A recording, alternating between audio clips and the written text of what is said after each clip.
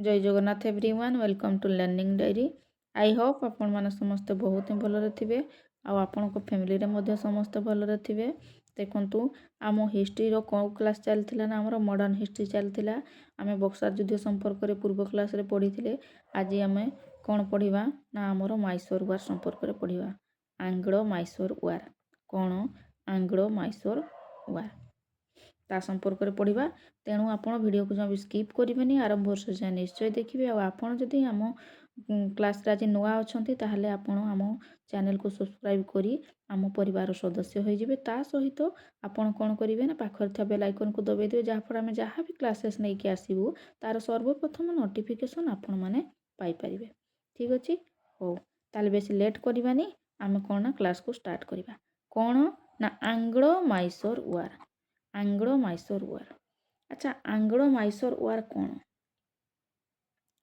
ना आमर जो ईस्ट इंडिया कंपनी थिला इंग्रेज ईस्ट इंडिया कंपनी आउ जो आमर माइसोर राज्य मध्य कौन ना युद्ध होइथिला ताकू ही कौन कहा जाउची ना आंग्लो माइसोर वार बोली कहा जाउची। ठीक अच्छे आमर आंग्लो माइसोर वार केतोटी होइथिला आमर आंग्लो माइसोर वार केतोटी टोटल माइसोर वार टोटल माइसोर वार केतोटी थिला आमर चारटी थिला केतोटी थिला चारटी थिला टोटल माइसोर वार। ठीक अच्छे तापर कहा कहा मध्य होइथिला आमर ईस्ट इंडिया कंपनी आउ कहा मध्य माइसोर मध्य होइथिला East India company and Mysore मध्य आमर कौन होइथिला ना आंग्लो माइसोर वार होइथिला। ठीक अच्छे हो आमर जो चारटी होइथिला आमर प्रथम माइसोर शासक किए थिले ना हैदर अली थिले हैदर अली परे तांको किए हेले आमर टीपू सुल्तान होइथिले माइसोर शासक से बहुत ही शक्तिशाली थिले किए टीपू सुल्तान तांको कौन कहा जाउथला टाइगर ऑफ माइसोर बोली कहा जाउथला कौन कहा जाउथला टाइगर ऑफ माइसोर बोली कहा जाइथला। से एते शक्तिशाली थिले जे आमर इंग्रेज मानकू माइसोर को अख्तियार करबा पई आमर केते वर्ष समय लागिथिला 32 वर्ष। ठीक अच्छे 32 वर्ष समय लगी इंग्रेज मानकू माइसोर को अख्तियार करबा पई से भी से माने छलनापूर्ण भाव में माइसोर को अख्तियार करथिले केमती आमर जो माइसोर सम्राट थिले टीपू सुल्तान जेतेबेले सेतेबेले कौन है ना तांको पुत्र को से माने किडनैप करी नहीं गले किए इंग्रेज माने किडनैप करी नहीं गले ताको तापरे से माने कौन माइसोर को अख्तियार करथिले टीपू सुल्तान को जेतेबेले बड़रे पारले नहीं सेतेबेले छड़ देखैले से माने।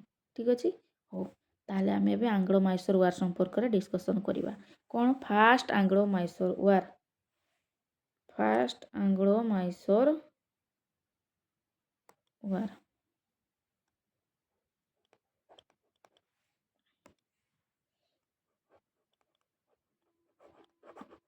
Fast Anglo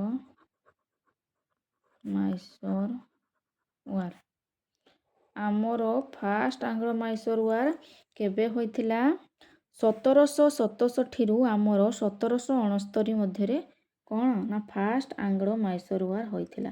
duration note करनियंतु duration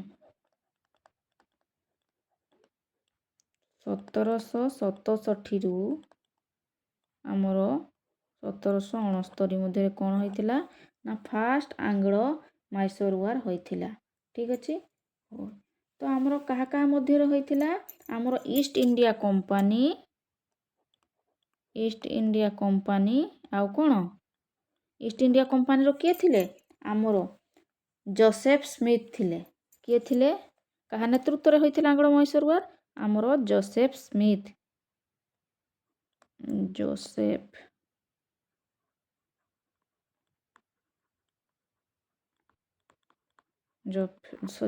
Smith थिले आउ आमर माइसोर तरफ किए थिले आमर ना ये थिले आमर हैदर अली टीपू सुल्तान कर बापा हैदर अली आउ आमर जोसेफ स्मिथ थिले ईस्ट इंडिया कंपनी रो नेतृत्व नहीं थिले ए दी जन को मध्य कौन होइथिला ना आमर प्रथम आंग्लो माइसोर वार होइथिला। ଆମର ଯେଉଁ ଫାଷ୍ଟ ଆଙ୍ଗ୍ଲୋ ମାଇସୋର ୱାର୍ ହୋଇଥିଲା, এই ଫାଷ୍ଟ ଆଙ୍ଗ୍ଲୋ ମାଇସୋର ୱାର୍ ପରେ ଆମର କ'ଣ ହୋଇଥିଲା ନା ଟ୍ରିଟି ଅଫ୍ ମାଡ୍ରାସ ହୋଇଥିଲା। କ'ଣ ହୋଇଥିଲା? Treaty of Madras. Treaty of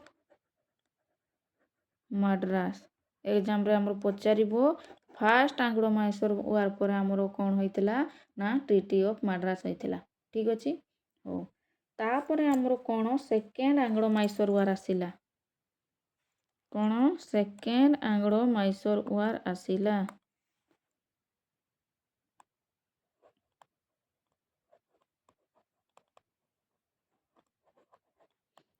second Anglo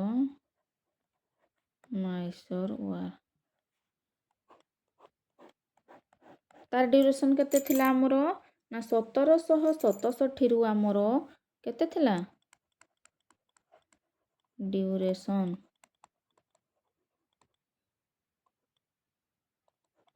1767ରୁ 1700 କେତେ ଆମର ଯେହେତୁ ଆମର ପ୍ରଥମ ଆଙ୍ଗ୍ଲୋ ମାଇସୋର ୱାର୍ ଥିଲା, ଆମର ସେକେଣ୍ଡ ଆଙ୍ଗ୍ଲୋ ମାଇସୋର ୱାର୍ ଥିଲା ଆମର 1780ରୁ ଆମର 1784 ଥିଲା।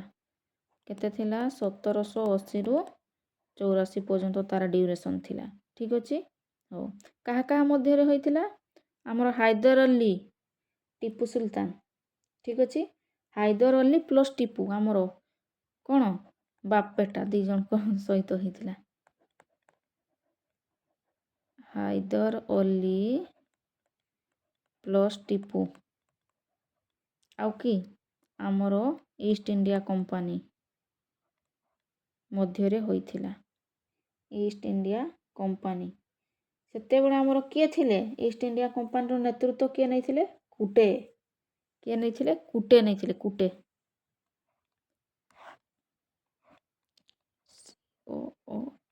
କୁଟେ। ଠିକ୍ ଅଛି।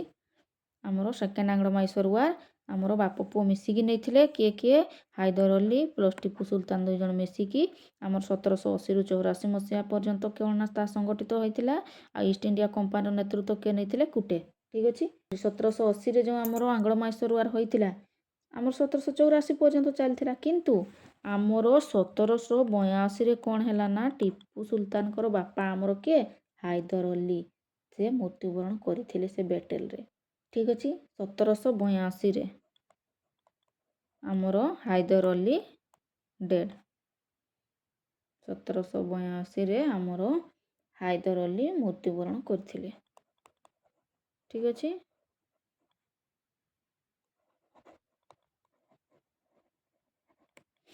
ତାପରେ କ'ଣ ନା ତାଙ୍କ ପୁଅ ଟିପୁ କ'ଣ କରିଥିଲେ? ସିଏ ଯୁଦ୍ଧକୁ କଣ୍ଟିନ୍ୟୁ ରଖିଥିଲେ। ଠିକ୍ ଅଛି। ହଉ, ଆଚ୍ଛା ଆମର ଯେଉଁ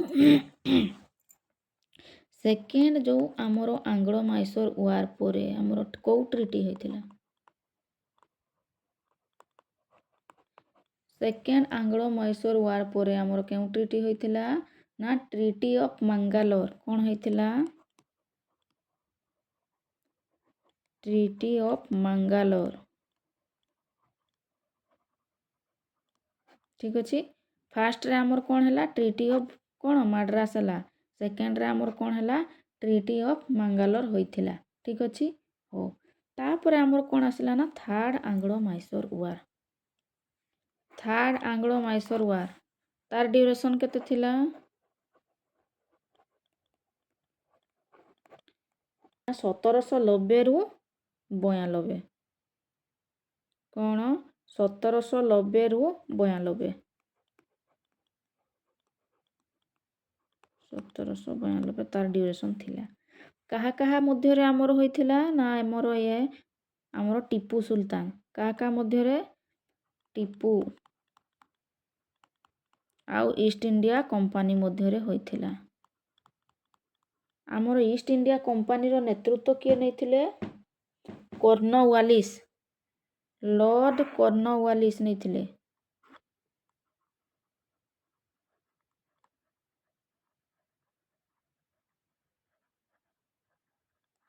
ଠିକ୍ ଅଛି। ଆମର ଯେଉଁ ପରମାନେଣ୍ଟ ସେଟଲମେଣ୍ଟ ସିଷ୍ଟମ୍, ଜମିଦାରୀ ପ୍ରଥା, ସନସେଟ୍ ଲ ଯେଉଁ ନେଇକି ଆସିଥିଲେ ଆମର ଲର୍ଡ଼ କର୍ଣ୍ଣୱାଲିସ୍, ସିଏ କ'ଣ ନା ଇଷ୍ଟ ଇଣ୍ଡିଆ କମ୍ପାନୀର ନେତୃତ୍ୱ ନେଇଥିଲେ ଥାର୍ଡ଼ ଆଙ୍ଗ୍ଲୋ ମାଇସୋର ୱାର୍ ସମୟରେ। ୱିନର୍ କିଏ ହୋଇଥିଲା?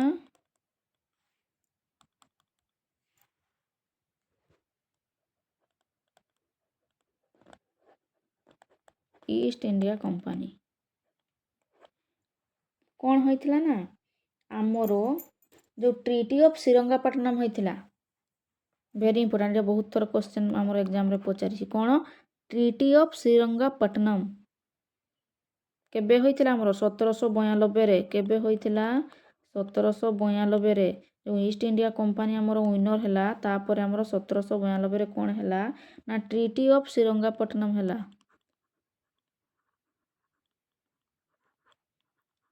ଟ୍ରିଟି ଅଫ୍ ଶ୍ରୀରଙ୍ଗାପଟ୍ଟନମ୍ ବା ସେରିଙ୍ଗିପଟ୍ଟନମ୍ କହୁଛନ୍ତି, ସେରିଙ୍ଗାପଟ୍ଟନମ୍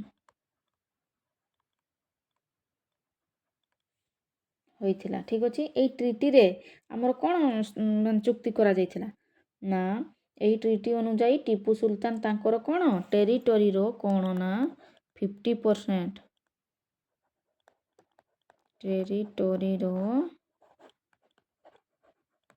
50% କ'ଣ କଲେ? ଇଷ୍ଟ ଇଣ୍ଡିଆ କମ୍ପାନୀକୁ ହସ୍ତାନ୍ତର କରିଥିଲେ। ଇଷ୍ଟ ଇଣ୍ଡିଆ କମ୍ପାନୀକୁ ହସ୍ତାନ୍ତର କରିଥିଲେ। ଠିକ୍ ଅଛି। ଇଏ ଥିଲା ଆମର କ'ଣ ନା third Anglo Mysore war. Third Anglo Mysore war କେବେ ସଂଗଠିତ ହୋଇଥିଲା? 1790ରୁ 1792। କାହା କାହା ମଧ୍ୟରେ ହୋଇଥିଲା? ଟିପୁ ସୁଲତାନ ଆଉ ଇଷ୍ଟ ଇଣ୍ଡିଆ କମ୍ପାନୀ। କିଏ ନେତୃତ୍ୱ ନେଇଥିଲେ? Lord Cornwallis. ଠିକ୍ ଅଛି। ତାର ଆମର ପରିଣାମ କ'ଣ ହେଇଥିଲା ନା ଟ୍ରିଟି ଅଫ୍ ଶ୍ରୀରଙ୍ଗାପଟ୍ଟନମ୍ ହୋଇଥିଲା। କେବେ? 1792ରେ। ଆଉ ମୈଶୋରର ଅଧା ଭାଗ ବା 50%କୁ କ'ଣ ନା ଇଷ୍ଟ ଇଣ୍ଡିଆ କମ୍ପାନୀ ନେଇଯାଇଥିଲେ। ଠିକ୍ ଅଛି। ହଉ, ଏ ଥିଲା ଆମର କ'ଣ ନା ଥାର୍ଡ଼ ଆଙ୍ଗ୍ଲୋ ମାଇସୋର ୱାର୍। ଆମର ପ୍ରଥମଟାରେ କ'ଣ ଟ୍ରିଟି ଅଫ୍ ମାଡ୍ରାସ ହୋଇଥିଲା, ଫାର୍ଷ୍ଟଟା। ସେଠି କ'ଣ ଦୁଇ ପକ୍ଷ ନିଜ ଅଞ୍ଚଳ ଫେରାଇ ଯାଇଥିଲେ। ସରି, ଯେଉଁ ଟ୍ରିଟି ଅଫ୍ ମାଡ୍ରାସ ହୋଇଥିଲା ଆମର ପ୍ରଥମ ଆଙ୍ଗ୍ଲୋ ମାଇସୋର ୱାର୍ ସମୟରେ 1769ରେ, ସେଥିରେ କ'ଣ ହେଇଥିଲା ନା ଦୁଇ ପକ୍ଷ ନିଜ ଅଞ୍ଚଳ ଫେରାଇଥିଲେ। ତାପରେ ହାଇଦର ଅଲିଙ୍କ ସେନା ଶକ୍ତି କ'ଣ ପୁରା ସୁଦୃଢ଼ ଥିଲା, ପ୍ରମାଣ ହୋଇଥିଲା। ତାପରେ ଦ୍ୱିତୀୟ ଆଙ୍ଗ୍ଲୋ ମାଇସୋରରେ କ'ଣ ହେଲା ନା ଟ୍ରିଟି ଅଫ୍ ମାଙ୍ଗାଲୋର ହେଲା 1784ରେ। ଦୁଇ ପକ୍ଷ ଯେଉଁ ଜିତିଥିଲେ ଅଞ୍ଚଳ ତାକୁ ଫେରାଇଲେ ହେଲା। ତାପରେ ଇଂରେଜମାନଙ୍କ ପାଇଁ ଏଇଟା ଗୋଟେ କ'ଣ ଅପମାନଜନକ ସନ୍ଧି ଥିଲା। ପୁଣି ଥାର୍ଡ଼ ଆଙ୍ଗ୍ଲୋ ମାଇସୋର ୱାର୍ ହେଲା। ଥାର୍ଡ଼ ଆଙ୍ଗ୍ଲୋ ମାଇସୋର ୱାର୍ରେ ଆମର କ'ଣ ହେଲା? 1792ରେ ଟ୍ରିଟି ଅଫ୍ ଶ୍ରୀରଙ୍ଗାପଟ୍ଟନମ୍ ହେଲା। ଆଉ ମୈଶୋରର ଅଧା ଭାଗକୁ କିଏ ନେଇଗଲେ ନା ଇଂରେଜମାନେ ନେଇଗଲେ 50%। ଆଉ ଟିପୁଙ୍କ ପୁଅମାନଙ୍କୁ ତ ଆମର କିଡ଼ନାପ୍ କରି ବନ୍ଦୀ ବି କରିଥିଲେ। ଆଉ ହଉ, ତାପରେ ଲାଷ୍ଟରେ ଆମର କ'ଣ ହେଇଥିଲା ନା third Anglo Mysore war, sorry fourth Anglo Mysore war. Third ଗଲା, ଥାର୍ଡ଼ ପରେ ଆମର ଥାର୍ଡ଼ ପରେ କ'ଣ ନା ଆମର ଫୋର୍ଥ ଆଙ୍ଗ୍ଲୋ ମାଇସୋର ୱାର୍ ହେଲା।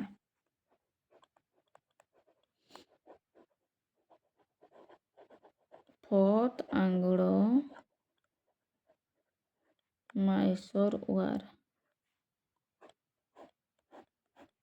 ଠିକ୍ ଅଛି। ଆମର ଫୋର୍ଥ ଆଙ୍ଗ୍ଲୋ ମାଇସୋର ୱାର୍ ଆମର କେବେ ହୋଇଥିଲା ନା 1799ରେ ହୋଇଥିଲା। କେବେ? 1799ରେ ହୋଇଥିଲା। କାହା କାହା ମଧ୍ୟରେ ହୋଇଥିଲା? ଆମର କ'ଣ East India company. East India କମ୍ପାନୀର ଆମର ନେତୃତ୍ୱ କିଏ ନେଇଥିଲେ? ୱେଲସଲି ନେଇଥିଲେ। କିଏ? ଯେଉଁ ଆମର ସବସିଡାରୀ ଆଲାନ୍ସ ନେଇକି ଆସିଥିଲେ ନା ଲର୍ଡ଼ ୱେଲସଲି, ସେଇ ୱେଲସଲି ସିଏ କ'ଣ ନେଇଥିଲେ ନା ନେତୃତ୍ୱ ନେଇଥିଲେ। ୱେଲସଲି, ଆମର ଇଷ୍ଟ ଇଣ୍ଡିଆ କମ୍ପାନୀର ୱେଲସଲି। ଆଉ ଆମର ମାଇସୋର କିଏ ଥିଲେ? ଟିପୁ। ଟିପୁ। ଠିକ୍ ଅଛି। ଏଇ ଦୁହିଁଙ୍କ ମଧ୍ୟରେ ଆମର ଫୋର୍ଥ ଆଙ୍ଗ୍ଲୋ ମାଇସୋର ୱାର୍ ହୋଇଥିଲା। ତାଙ୍କ ପିଲାଙ୍କୁ ଯେଉଁ କିଡ଼ନାପ୍ କରି ନେଇଯାଇଥିଲେ। ତ ଆମର ରେଜଲ୍ଟ କ'ଣ ହେଇଥିଲା ନା ଟିପୁ ସୁଲତାନ ଡେଡ୍। ରେଜଲ୍ଟ କ'ଣ ହେଇଥିଲା? ଟିପୁ ଡେଡ୍।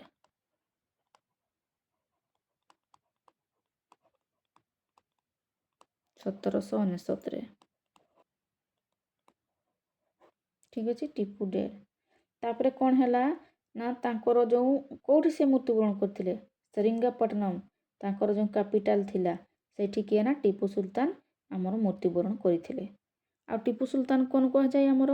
ମୁଁ ଆଗରୁ ଆରମ୍ଭରୁ କହିଲି ନା ଆମର he also known as tiger of Mysore. ଆମର ଆଉ ଟିପୁ ସୁଲତାନ କ'ଣ କରିଥିଲେ ନା ଆମର ଫ୍ରେଞ୍ଚ ଆର୍ମିଙ୍କର ମଧ୍ୟ ହେଲ୍ପ ନେଇଥିଲେ। ତାଙ୍କୁ ହେଲ୍ପ ନେଇକି ସେ ତାଙ୍କର କ'ଣ ନା ଆର୍ମି ବନେଇଥିଲେ। ଠିକ୍ ଅଛି। ଏଥିରେ ଆମର କ'ଣ ଫୋର୍ଥ ଆଙ୍ଗ୍ଲୋ ମାଇସୋର ୱାର୍। ଠିକ୍ ଅଛି। ଟିପୁ ସୁଲତାନ ଯେଉଁ ମରିଗଲେ ବିକଜ କ'ଣ ଆମର କିଡ଼ନାପ୍ ସନ୍ ଅଫ୍ ଟିପୁ। ଆମର ଟିପୁଙ୍କର ପିଲାମାନଙ୍କୁ କ'ଣ ତାଙ୍କର ପୁଅକୁ କ'ଣ କରିଥିଲେ? କିଡ଼ନାପ୍ କରିଥିଲେ ଇଂରେଜମାନେ। କେତେ ବେଇମାନି ସେମାନେ ଥିଲେ।